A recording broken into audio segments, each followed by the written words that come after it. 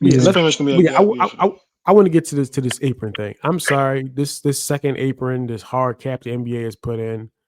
I'm sorry, bro. I don't like it. I think it's bad for the game. I Hate it. think that um I like Adam Silver a lot. I think he's a good think he's good at this. I think that he has a good mind for like pushing the game forward into the future. True. But I think his problem is he envisions a world where somehow the NBA can actually compete with the NFL, and it's just not possible. Like it's not. There's nothing you can implement to put you in that conversation. I've mentioned this before. Football is more popular in the United States than basketball. College football is more popular than college basketball. College high school football is more popular than high school basketball. Yep. This is just the Yep. way it is. So there's nothing you can implement that puts you in the Hmm. conversation with the NFL. I think he wants to create this parity thing where there's like parity and anybody can win it every year because the perception is in the NFL that's what it is. There's parity. The reality is they don't even have it in the NFL. The NFL has a hard cap and it's not parity in the NFL. Neither be the same teams competing at the AFC in the championships game every year. AFC championship this year will be the Chiefs, the Bills, Ravens, Chiefs, the and Bills. Ravens. One of them three gonna be the AFC championship game. We already know. So Hmm. this idea that the hard cap creates this parity isn't even true. And so I just don't think that in the NBA, if you have a situation where you could have the Pacers and OKC go to the championship game, and then next year the championship game could be I'm just saying Houston and something Detroit. random. Houston and Yeah. Detroit. Yeah. I don't think that's going to bring more people to watching the game. I just don't believe that. And I think that I don't like the NFL's cap either because I feel like with the NFL it's too much turnover every single year. You can't even keep a team together, bro. And I feel like, as a Magic fan, I'm already having to think about this because I'm like, we pay Franz, we pay Suggs, we got to pay Paulo, I guess, next Max. off season, the Mac. Max. Hmm.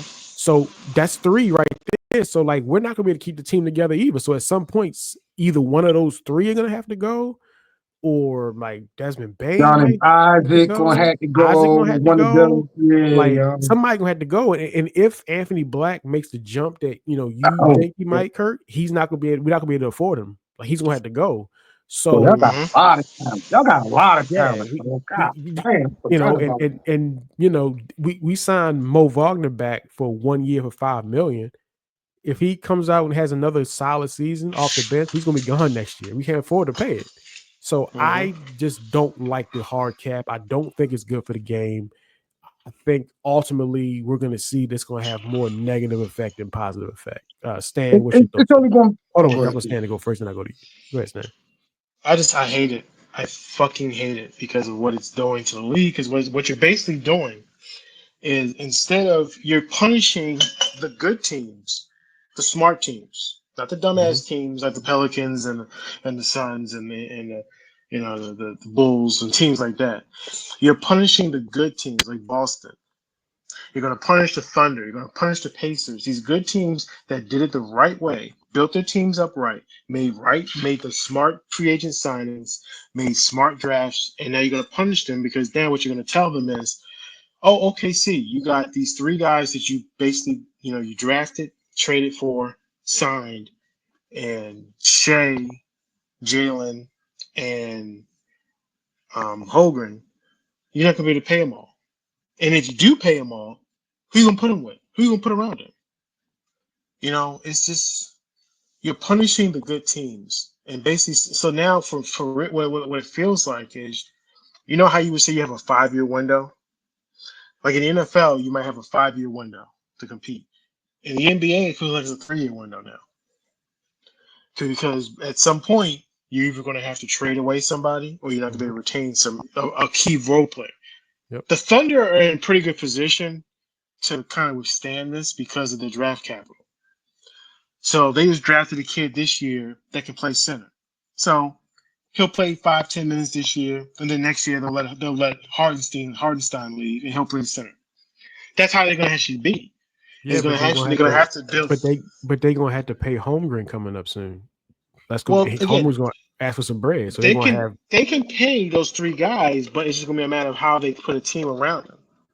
If they can pay those three guys, then they can try to put a team around them, but they're gonna have to basically do it by filtering guys in through the draft.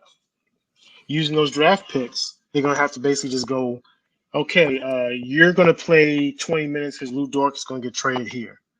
But And that's what I'm we're gonna have to saying though. let we're gonna have, I hate the fact they got to trade Lou Dort. They got but him. that's just the reality. That's the I just don't like reality it. of this situation, and that's the reality of this hard cap. Basically, I it's hate not it. what it's called, but that's what it is. It's a fucking hard cap, and I hate it because it just makes it hard to build a team. To build a team over a 5 year period. You're looking at the Celtics. The Celtics considering trading Jalen Brown. If you're a Celtics fan, you're like, man, I'm gonna have Tatum and Brown for the next 15 years of my life. And now you're like, I don't know.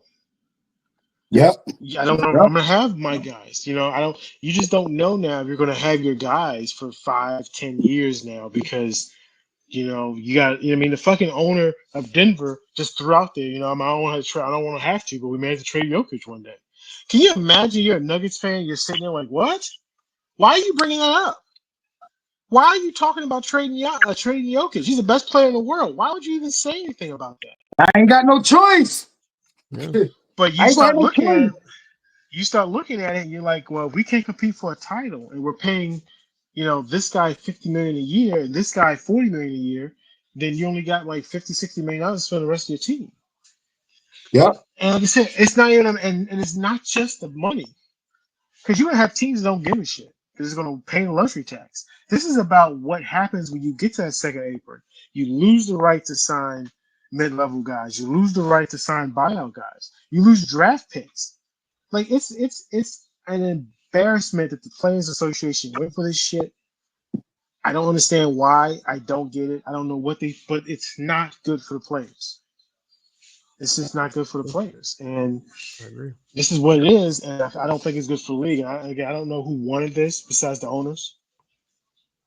Besides the Well, owners in Chicago who you never gotta spends any blame. money. You gotta blame people like Bradley Bill. We just talk about how he don't give a shit. Like the owners, I mean, you gotta blame niggas like Zion Williamson. Like we giving you this money and you won't stop eating hot dogs, dog. Like we giving you this money and you coming in here like, bro, you supposed to come in here looking like an athlete. You come in here looking like Peter Griffin, bro. Like gotta like. I mean, I don't disagree with it.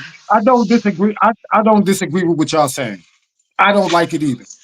And I think it's only going to be around to the next CBA. The next CBA agreement meeting they have, this shit going to get thrown out the window. But what I'm saying is, owners have to protect themselves. For every owner that we saying they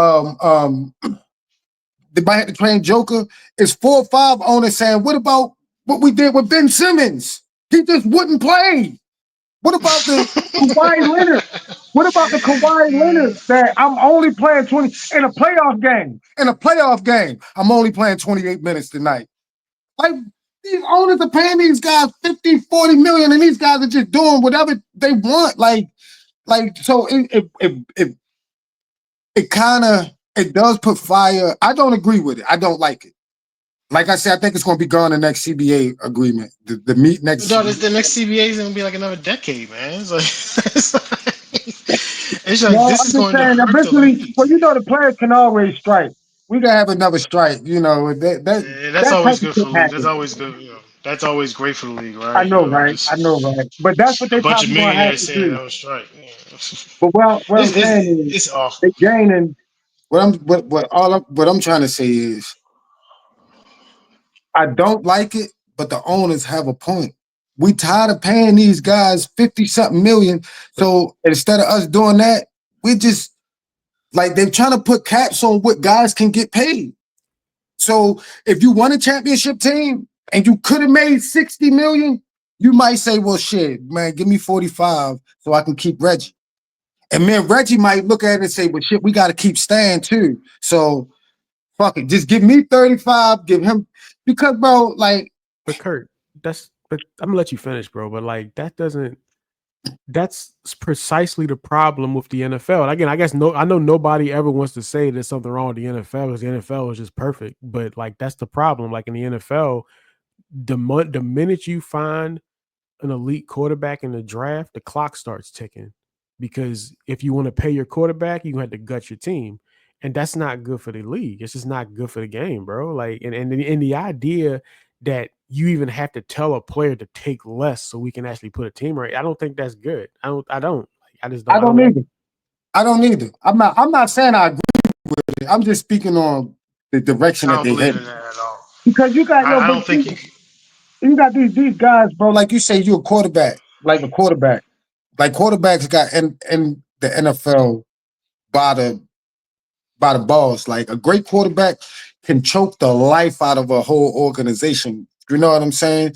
And the NFL can't really do much about it because they created that monster. The NBA is trying to not create that monster. You understand what I'm saying? Like, Trevor Lawrence ain't deserved that money. I'm gonna just be honest. But Jacksonville had no choice. He held them hostage for that contract. He didn't deserve that. And the NBA is trying to avoid that because the more we see, these guys are demanding more and more and more and more. And a lot of these guys aren't worth what they aren't worth what they're asking for. So a lot of guys are getting paid ridiculous amounts of money because teams have to. Because like if we let you go, what else? Like Cam Thomas right now. Is Cam Thomas a max player? No. But if he was to go to the negotiation room with the Brooklyn Nets right now, what else choice would they have? Or trade him? So it's trying to prevent that monster. I get it. But at the same time, like you say, NBA is about building dynasties, bro. right. And we know dynasties by the faces, bro. Like, can you Yep. imagine Golden State not having Iguodala and Sean Livingston coming out the bench? Right. You know what I'm saying? Or San Antonio not being able to have Manu come off the bench because they got to pay Tim Duncan and Tony. I get it. But I don't agree with it, but I understand the other side of it. Like, man, these niggas is But do you fourth or think fifth it's guys off the bench asking for 25 million, and we ain't got no choice but to pay them.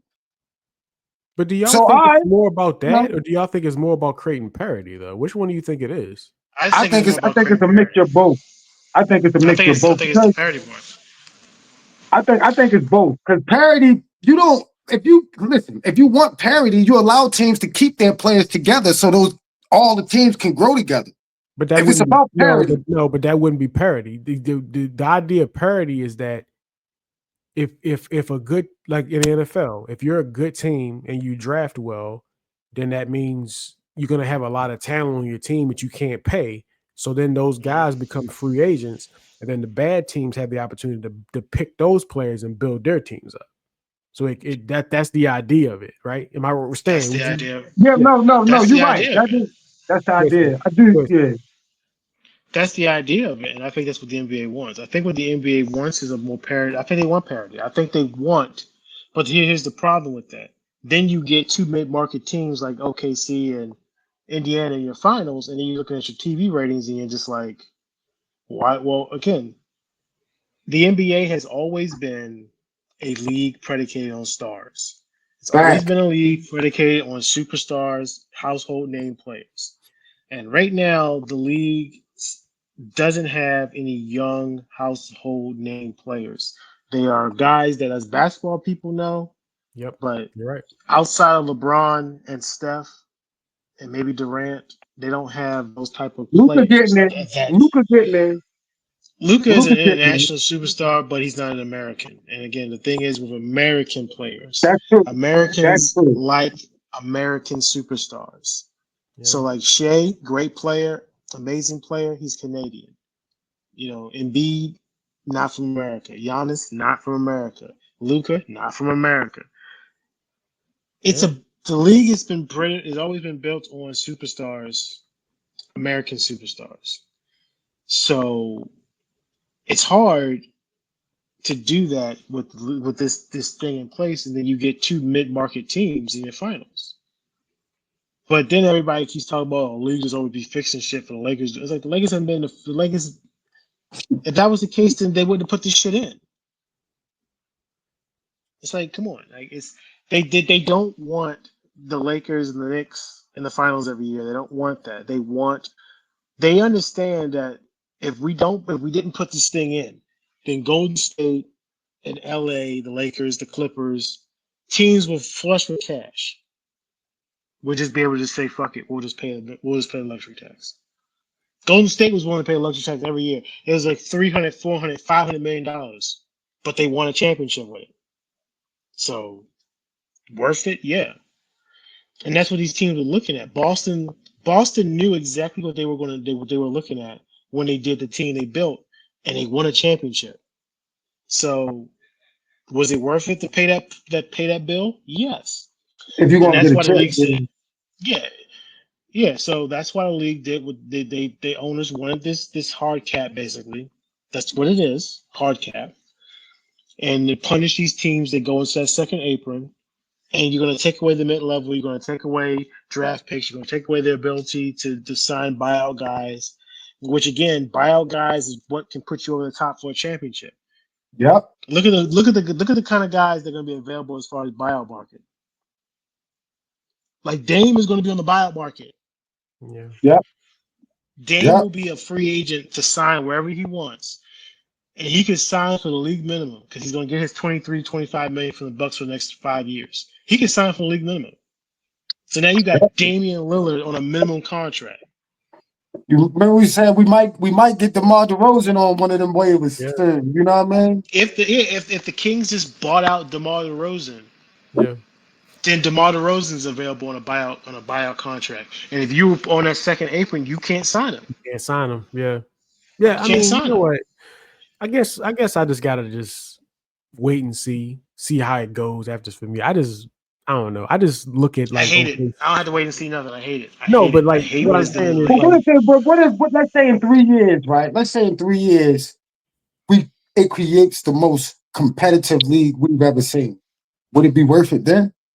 Like I don't if every team had like okay, if every conference I should say had at least a good 7 to 8 championship contenders in both conferences.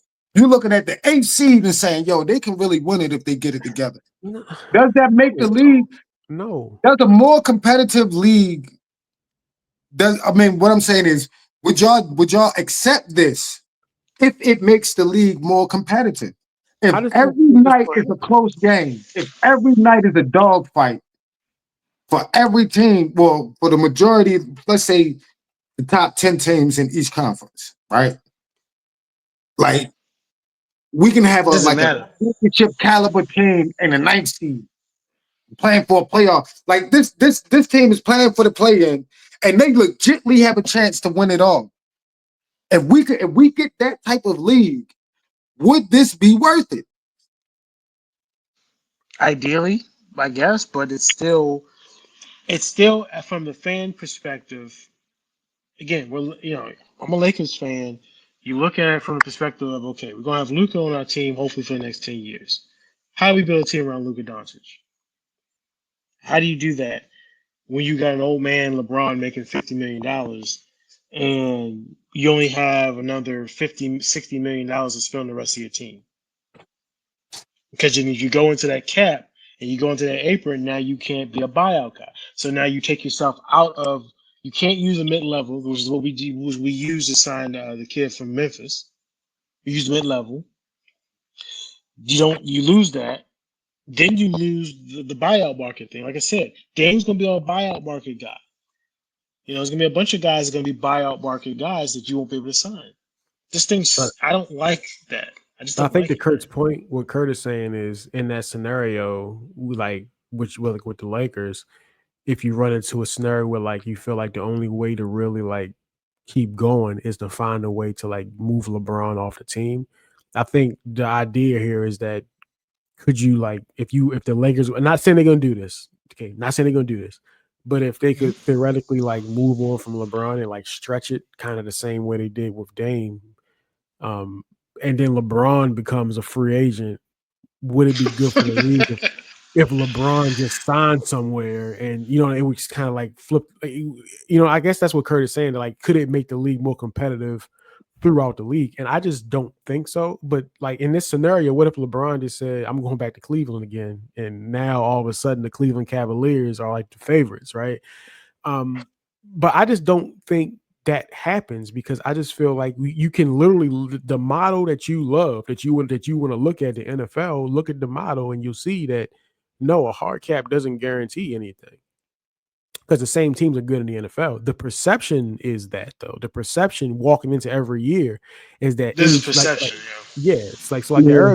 the Arizona Cardinals probably legitimately think, yeah, man, if a couple things break our way, we could be a wild card team. You know what I mean? Whereas in the NBA, you don't have that. The Brooklyn Nets know exactly what's coming this season. So I think Yo, that's they kind of the point. definitely. I'm yeah. trying to tell you this whole CBA shit. That's what I'm saying about Brooklyn, yo. I'm excited to watch them going forward because this CBA made them the cream of the crop, organizational wise. Not, I don't know not, about that. not, not, Yeah, I definitely not, would say that. not. It didn't make them cream of the crop on the court. What I'm saying is, moving forward under this agreement, yeah, they're gonna have some bottom feeding years. They're gonna be at the bottom for maybe 2 years. But what I'm saying, the spot that they are in, having all of those resources and all of that money, bro, they are in a golden position, bro. They like in one of the top 5 golden positions in the NBA moving forward. This year they're gonna be trash. We're not we're not even doing that. But I'm saying moving forward, Yeah. they are in a better position than majority of the 95% of the league, bro. Like Yeah. they're gonna have the resources, they're gonna have the young players, they're gonna have the draft capital to do anything they want in the next 5 years.